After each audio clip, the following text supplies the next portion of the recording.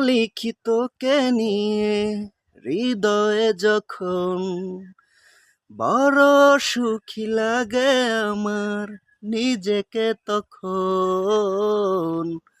গল্প লিখিতকে নিয়ে হৃদয়ে যখন বড় সুখী লাগে আমার নিজেকে তখন। তুই ছাড়া পথ নেই দুপা বাড়াবার, যদি চাষ দিতে পারি সবটুকু ছাড়। এই আমার তোর সাথে শুধু শুধু চলাচল, তাই তো ছুটে আসি রোজ আমি বারে বার তোর চোখের ইশারাতে চাই হারাতে আবার